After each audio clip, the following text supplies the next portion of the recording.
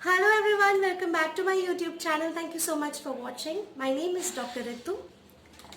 ये video previous video का ही continued version है। जैसे कि मैंने आपको बताया था कि नेक्स्ट वीडियो मैं लेकर आऊँगी मॉइस्ट कफ के बारे में। तो पिछली वीडियो जो ड्राई कफ वाली थी, आई होप आपको पसंद आई हो, लाइक कर दिया होगा, सब्सक्राइब भी कर दिया होगा अभी तक मेरा चैनल। आज हम इस वीडियो में बात करेंगे मॉइस्ट कफ के बारे में, मतलब कि जब बलगम बनने लगता है। कई बार ऐसा होता है कि इनिशियली स्टार्टिंग में ही हमें बहुत जल्दी बलगम बन जाता है, ड्राई कफ वाला फेज रहता ही नहीं, बहुत जल्दी बलगम बन जाता है छाती में। और कई बार क्या होता है, बहुत दिनों तक ड्राई कफ चलने के बाद मेडिसिन ले रहे थे, नहीं ले रहे थे, दोनों ही कारणों में बिल्कुल मॉइस्ट कफ हो जाता है और बलगम बनने लगता है छाती में। Now again, जैसे कि मैंने आपको कहा था कि you should be a good observer when you are a homeopath. So homeopath are supposed to be a good observer. कफ के सारे केसेस आपको ऑब्जर्व करने हैं, ना कि आपको पूछ कर लिखने हैं। जब हम बात करते हैं बलगम वाली खांसी की, तो होम्योपैथी में सिम्टम बहुत वेरिएबल होते हैं। मैं तो आपसे सिर्फ वो मेडिसिन शेयर कर रही हूँ जो कि मैं बहुत फ्रीक्वेंटली प्रेस्क्राइब करती हूँ। अदरवाइज अदर देन दैट बहुत सारे मेडिसिन हैं, बहुत सारे मोडालिटीज़ है। मतलब कि अगर आप बुक्स उठाएंगे तो आप कफ पर आई थिंक हर एक मेडिसिन में कफ पर कोई ना कोई सिम्टम होगा ही होगा। So it is most recommended, most used या मोस्ट हेल्पफुल मेडिसिन जो है उनके बारे में मैं आपसे शेयर कर रही हूँ। ड्राई कफ की बात हम कर चुकी हैं। बलगम वाली खांसी के बारे में दो चीज़ें जानना बहुत ज़्यादा ज़रूरी है। दो तरह से वेरिएबल हमारे सिम्टम्स होते हैं। एक होता है कि दो नहीं भी तीन तरह से कह सकते हैं। एक होती है जिसमें कि बलगम बन गया छाती में जो इजीली निकल रहा है, ठीक है। दूसरी सेट ऑफ सिम्टम्स होते हैं जहाँ बलगम बन गया है और निकालने में बहुत ज़्यादा दिक्कत हो रही है, ठीक है। तो ये दो सेट ऑफ सिम्टम है जहाँ इजीली निकल नहीं पा रहा है, और एक होता है जिसमें कि इजीली बहुत सारा निकल रहा है। मॉइस्ट कफ जो है बच्चों में और ओल्ड एज में बहुत ज़्यादा मिलता है। ऐसा क्यों? ओल्ड एज में जो है हमारी लंग्स की सेंसिटिविटी बहुत ज़्यादा हाई हो जाती है, इन्फेक्शंस होने के चांसेस बहुत ज़्यादा हाई हो जाते हैं। इस वजह से बहुत ही जल्दी इन्फेक्शन हो जाता है और बहुत ही जल्दी हमारी ड्राई कफ एक प्रोडक्टिव कफ में ट्रांसफॉर्म हो जाती है। ओल्ड एज में बलगम भी बहुत ज़्यादा बनता है और उन्हें निकालने में भी बहुत ज़्यादा दिक्कत होती है। क्यों? क्योंकि मसल्स बहुत वीक हो गई होती है ना, तो वो उसको खींच के उस बलगम को इजीली निकाल नहीं पाते, जैसे कि हम यंगस्टर्स, मिडिल एजड जो लोग हैं वो निकाल पाते हैं। सेकंड, जो बच्चे हैं वो बहुत ज़्यादा परेशान होते हैं खांसी से, स्पेशली अगर उनकी खांसी प्रोडक्टिव कफ हो तो बहुत ज़्यादा परेशान हो जाते हैं, क्योंकि छाती में वो घड़ घड़ घड़ घड़ म्यूकस बजता रहता है, लेकिन they don't know how to take it out. So they don't know how to just take it out. So it just keep on rattling, the mucus keep on rattling in the chest. वो घड़ घड़ करती रहती है छाती, उन बच्चों से निकाला नहीं जाता। There are the two ways the mucus can be, it can come out. There are two ways only, either by vomiting or either by motions. So या तो वो उल्टी में निकल जाए उनका सारा जो बलगम है छाती का जमा हुआ, या फिर कई बार क्या होता है कि बच्चों के गले का जितना भी होता है वो इसोफेगस के थ्रू जाकर उनके मोशंस में वो सारा बलगम उनके स्टूल्स में वो निकलता है। तो ये दो तरीके से निकल पाता है, लेकिन उतना तब भी नहीं निकल पाता, बहुत सारा छाती में ही रह जाता है और उनको वो टेक्निक भी नहीं आती, वो किस तरह से अपना नोज को ब्लो करेंगे, किस तरह से उस बलगम को निकालेंगे। तो हम दोनों एज ग्रुप्स के बारे में बात करेंगे कि होम्योपैथी किस एज ग्रुप के लिए कौन सी ज़्यादा बेटर मेडिसिन है, जो मैं बहुत ज़्यादा फ्रिक्वेंटली प्रिस्क्राइब करती हूँ। अगर बहुत छोटे बच्चे आते हैं जिनमें कि प्रोडक्टिव कफ की प्रॉब्लम है, तो इट्स वेरी इम्पॉर्टेंट कि सबसे पहली चीज़ जो है बच्चे की छाती जब हम ऑस्कल्टेट करके देते हैं, हम देखें कि छाती तक पूरा जकड़न हो गया है, छाती तक पूरा बलगम चला गया है, या सिर्फ वो यहाँ पर स्टक होके रखा है थ्रोट में। ठीक है, दोनों चीज़ों में काफ़ी डिफरेंस है। कई बार बलगम सिर्फ यहाँ होता है और छाती बिल्कुल क्लियर होती है, लंग्स आर एब्सोल्युटली क्लियर, तो उसमें बहुत ज़्यादा चिंता वाली बात नहीं होती, बहुत ईजीली वो बलगम खत्म हो जाता है। सबसे पहली मेडिसिन जिसके बारे में मैं बात करूँगी वो है इपिकैक। इपिकैक, जब हम इपिकैक की बात करते हैं तो इपिकैक एक ऐसा मेडिसिन है जिसमें बहुत सारा बलगम छाती में जमा होता है। There is lot of phlegm, there is lot of mucus in the chest, लेकिन वो कफिंग पर निकल नहीं पाता। इधर वो निकल नहीं पाता है, डिफिकल्टी होती है, या आप कह लीजिए बच्चों को निकालना नहीं आ रहा, बट वो वहाँ पे है।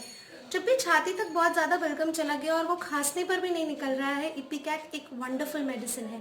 Then ipecac is a medicine जहाँ बहुत बार बच्चे क्या होते हैं, पेशेंट्स आकर बोलते हैं ना कि बच्चे को खांस खांस के उल्टी हो जाती है, उल्टी में वो सारा बलगम निकल जाता है तो उसको रिलीफ मिलता है। तो इसकी ये मेडिसिन है इपिकैक। इपिकैक आप दे सकते हैं जहाँ वॉमिटिंग में ख़त्म होता है और वॉमिटिंग में काफ़ी सारा म्यूकस निकल जाता है।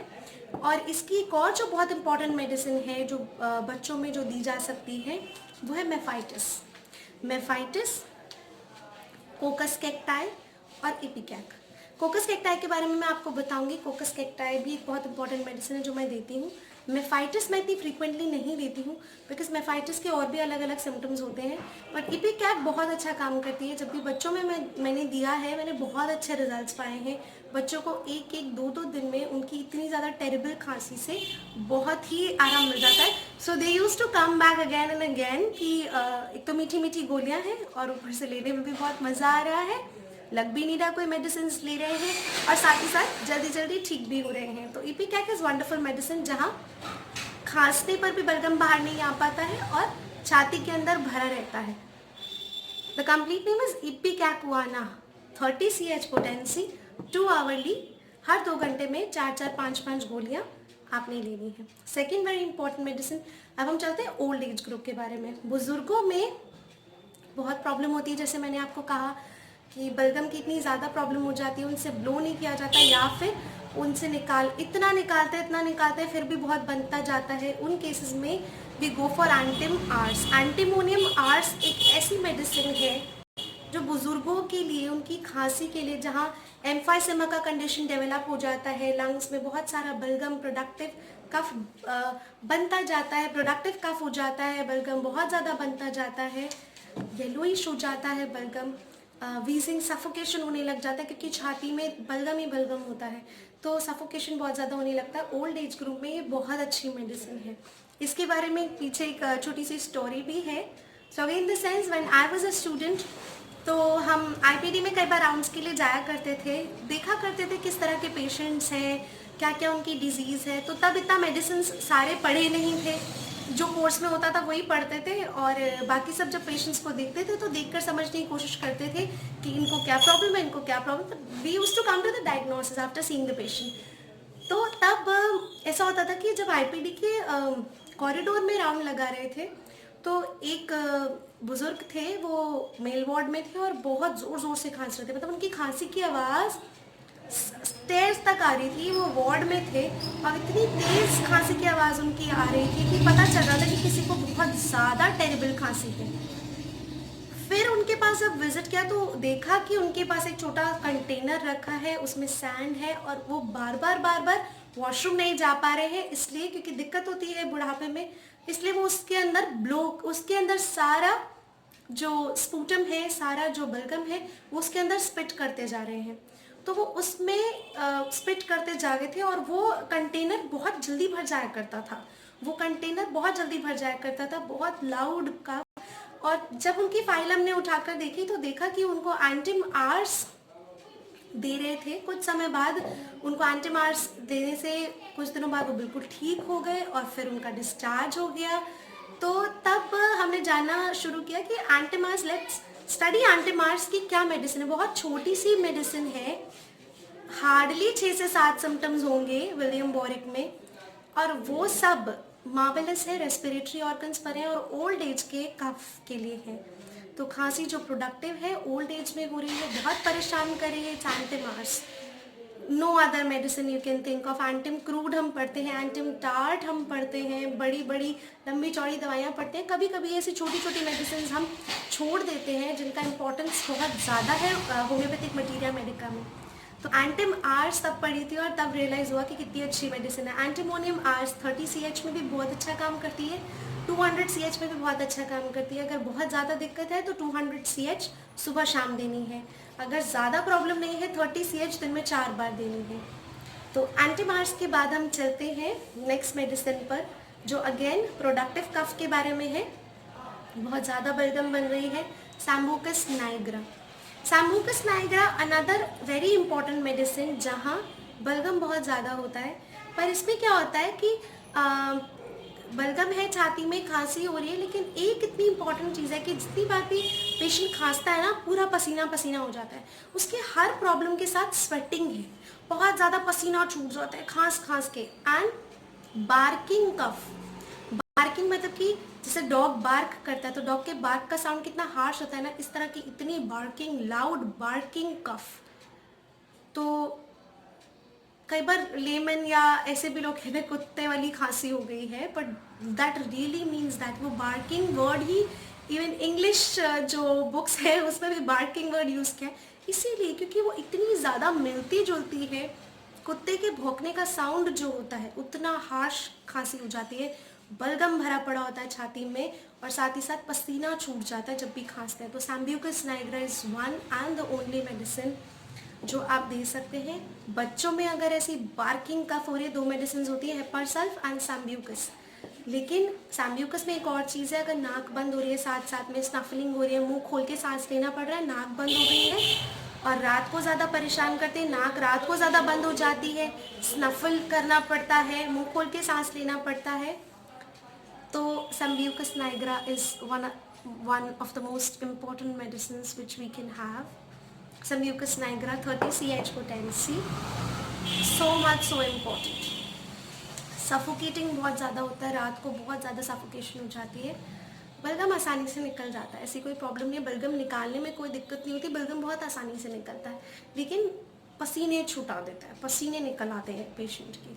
Sambucus nigra is one such medicine. Now the last but not the least which I used to have is Coccus cacti.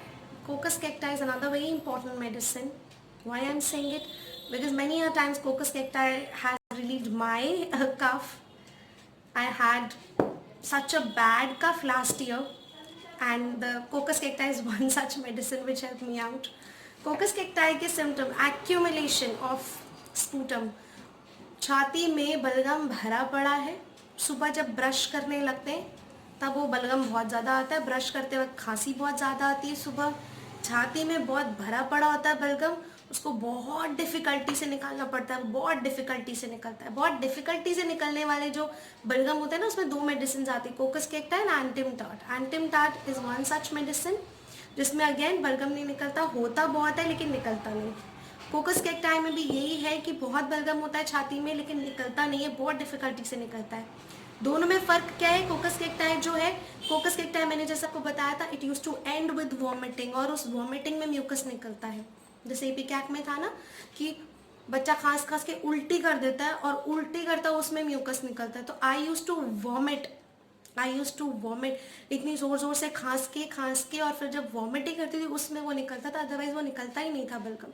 So that much congestion I have had the last year, it was very terrible and I can't even imagine that kind of cough had terribly affected me, and I had suffered from that. Coccus cacti 30 ch potency, very important medicine, लेनी है, बच्चों में दे सकते हैं, 30 ch में दे सकते हैं बच्चों में भी, दिन में 4 बार, सुबह दोपहर शाम रात, एक बार में 6-7 पिल्स। एंटिमटाट के बारे में भी साथ में बता देती हूँ। एंटिमटाट अगेन बहुत इंपॉर्टेंट मेडिसिन है, प्रोडक्टिव कफ में दी जाती है जहाँ बलगम आसानी से नहीं निकलता है, लेकिन निकलता भी तो थोड़ा बहुत निकलता है, कफिंग और बीच बीच में सांस, ऐसे सांस भरना पड़ता है, ऐसे वाली कफिंग। लेकिन जो कोकस कैक्टा है वो बिल्कुल अलग ही है, क्योंकि उसमें तो वॉमिटिंग हो जाएगा लास्ट में, खाओ खाओ खाओ खाओ खाओ खाओ, वॉमिटिंग। एंटिमटाट में there is no such vomiting, बस ये कि पेशेंट बोलेगा कि बलगम नहीं निकल पाता, डॉक्टर साहब बलगम नहीं निकलता, मतलब है छाती में, you are auscultating the chest, there is lot of phlegm, there is lot of rattling in the chest, but nothing comes out, और a very little quantity just come out. So that's very important. So we had understood, I think first is ipecac, the second one is Antimta-Ars, third one is Sambucus nigra, the fourth one is your Coccus cacti, and the fifth one is your Antim-Tat. And in the dry cough, the first one was Aconite, second one was Brynia, third was Drosera rotundifolia, fourth one was your Phosphorus, fifth was your Rumex, and sixth was the Spongiatosta. Okay, so these are very essential medicines for cough. अगर आपको लगता है आपका कफ जो है वो इस तरह का है, इन वेराइटीज़ में से किसी में भी आ रहा है, तो आप डेफिनेटली ये मेडिसिन लीजिए. एक और चीज़ मैं आपके साथ शेयर करती हूँ. Yes, right there. आप हाँ जी, कई बार क्या होता है, पेशेंट बोलते हैं कि मैम ये दवाइयाँ नहीं खानी, हमें ना कोई कफ सिरप दो. They use to voluntarily ask for a syrup. Now what you're supposed to do? You have to give them a syrup. So hats off to the homeopathic companies. They have developed such cough syrups which wonderfully act. They are very, very effective. So one such cough syrup which I used to recommend, prescribe to personally, and it is Vizal mixture, cough mixture and expectorant. If you can see, expectorant का मतलब होता है जो बलगम को निकाल सके, expectorant बलगम को निकलवाने वाला. It is one such medicine जो मॉइस्ट कफ में क्यों शेयर कर रही हूँ, बिकॉज मॉइस्ट कफ के लिए बहुत अच्छा है. इनका वीजल कंपनी का ड्राई कफ का भी एक बॉटल आता है, बट ये मैंने क्यों परचेज किया था, one such patient came to me and they ask for a cough syrup. उन्हें सिरप ही चाहिए. दूसरी चीज़, एक और पेशेंट आए थे जिनको डाइल्यूशन से कुछ खास फर्क नहीं लगा था, दो उनके सिम्टम्स बहुत ज़्यादा मैच करते थे सैम्बुकस नाइग्रा से, तो लेकिन फिर भी उतना अच्छा रिजल्ट नहीं मिला. तो फिर मैंने सोचा कि let's go for something new. Wheezal cough mixture ये ट्राई करके देखा. पहले मैंने घर में ही दिया था. बहुत अच्छा काम करता है, क्रॉनिक कफ को भी दूर कर देता है. पता है ये क्रॉनिक कफ्स जो होते हैं ना, बहुत लंबे समय से किसी को खांसी हो रही है, या बच्चे जिनको हर सीज़न चेंज पे उनको खोल्ड स्टार्ट हो जाता है, उनके लिए बहुत अच्छा काम करती है. It's a wonderful medicine. इसकी पैकेजिंग मैं आपको दिखाती हूँ. ये ना मेरे पास कुछ नहीं, ये मेरे पास बड़ी बॉटल है. इसमें ना छोटी भी अवेलेबल होती है, आई थिंक 120 ml की, 200 ml की, ऐसे छोटी भी बॉटल आती है.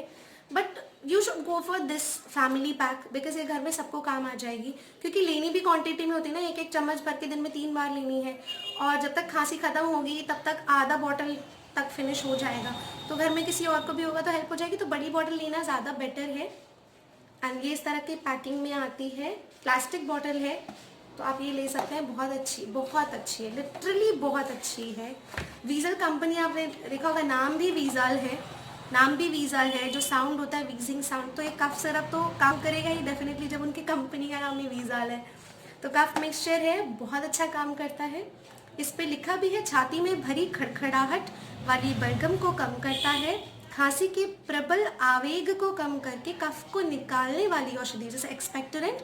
So it reduces the violent paroxysm of cough and act as an expectorant. Now it is very श्वास नली रोग जिन्हें हम कहते हैं डिस्निया, गले की सूजन या लैरिंजाइटिस, देन श्वास प्रणाली शोध और दम घोटने वाले कफ में डिस्निया, एस्थमेटिक कफ, सफोकेटिव कफ, ट्रेकाइटिस, लैरिंजाइटिस, इन सभी में बहुत अच्छा काम करती है. मेडिसिन कौन कौन सी इसमें, aspidosperma mother tincture. Aspidosperma mother tincture asthma के केसेस में बहुत अच्छा काम करती है. एस्पिडोस्पर्मा मदर टिंचर आता है, जैसे जिनको एस्थमा का अटैक हुआ होता है ना, इतना सफोकेशन हुआ था, दम घुट रहा होता है, उनको पानी में डाल के देते हैं, तो एस्पिडोस्पर्मा बहुत अच्छा काम करती है. एस्पिडोस्पर्मा मदर टिंचर है. ब्रायोनिया अल्बा, जिसके बारे में मैंने आपको बताया था कि ब्रायोनिया अल्बा एक मेडिसिन है. देन हाइड्रास्टिस में भी बहुत ज़्यादा बलगम बनता है. आयोडम 3x, इपिकैक मदर टिंचर, इपिकैक के बारे में भी हमने बात किया. जस्टिशिया एल्गटोडा, justicia is another very important medicine जो कोल्ड एंड कफ में बिल्कुल बिगिनिंग स्टेजेस में बहुत अच्छा काम करती है. सैम्ब्यूकस नाइग्रा, जिसके बारे में हमने अभी बात की, sambucus nigra. And senega is another very important medicine जो रेस्पिरेटरी ऑर्गन्स पे काम करती है. कफ और एस्थमा के अटैक्स, इन सबको रिड्यूस करते हैं. तो ना ये मेडिसिन ड्राई कफ में भी ले सकते हैं, बट जितना अच्छा ये काम उसमें करेगी ना प्रोडक्टिव कफ में, उतना शायद ड्राई कफ में काम नहीं करेगी, क्योंकि इसमें सारी मेडिसिन जो है वो प्रोडक्टिव कफ वाली है. तो ब्रायोनिया ड्राई कफ में भी दी जाती है, पर bryonia later on productive cough में भी दी जाती है. मैं जनरली ड्राई कफ में यूज़ करती हूँ, इसलिए मैंने उसे ब्रायोनिया को ड्राई कफ वाली जो पार्ट मैंने बनाया उसमें मैंने इंक्लूड किया है। इसको डोसेज इसका क्या है, इसका डोसेज है 1-1 चम्मच आपको दिन में 3 से 5 बार लिखा हुआ है, 4 बार तो मिनिमम पीना चाहिए एडल्ट्स में, और बच्चों में आधा चम्मच, एक नॉर्मल या टीस्पून होगा, टीस्पून दिन में 4 बार देना है। इसकी प्राइस 450 ml है, सिर्फ 220 रुपीज़ का, 450 ml सिर्फ 220 रुपये की आती है। किसी भी होम्योपैथिक फार्मेसी पे मिल जाएगी, किसी भी होम्योपैथिक फार्मेसी पे। बहुत ही वंडरफुल मेडिसिन है। I personally took it, my family took it, और उन्होंने बताया कि इसको मंगा के तुम क्लिनिक पर रखो क्योंकि ये बहुत अच्छी काम आने वाली है। इसका टेस्ट भी पता है, वो बिल्कुल वियर्ड नहीं है, इसका टेस्ट बहुत अच्छा है, बच्चे बहुत अच्छे से ले लेते हैं। इसका टेस्ट बिल्कुल ख़राब नहीं है, बहुत पंजेंट नहीं है, तीखा नहीं है, इसका टेस्ट भी बहुत अच्छा है। तो आप इसको वैसे भी ले सकते हैं, इसका टेस्ट बहुत प्लीजेंट है। नाउ मॉइस्ट कफ की इस वीडियो को अब हम फिनिश करते हैं। मुझे पूरी आशा आपको पसंद आई होगी, वीडियो हेल्पफुल होगी, तो लाइक कर लीजिए, शेयर कर दीजिए, फिर से कह रही हूँ सब्सक्राइब कर लीजिए मेरे चैनल को प्लीज़। कमेंट सेक्शन में बता दीजिएगा कैसा लगा वीडियो, एंड कमेंट सेक्शन में ये भी बता दीजिएगा कि अगर आपको कोई मेडिसिन आपने ली है तो उससे आपको कैसे रिजल्ट्स मिले। So thank you so much, stay happy, stay healthy, stay connected with homeopathy. अगर डॉक्टर ऋतु होम्योपैथिक क्लिनिक पर कंसल्टेशन या फिर अपॉइंटमेंट चाहिए टू बुक योर अपॉइंटमेंट, जितने भी डिटेल्स हैं, एक नंबर है डिस्क्रिप्शन बॉक्स में डाल दूँगी, आप उस नंबर पर कॉन्टैक्ट कर सकते हैं, मैसेजेस कर सकते हैं, अपनी अपॉइंटमेंट बुक कर सकते हैं और विजिट कर सकते हैं। You are most welcome. Thank you so much, bye bye.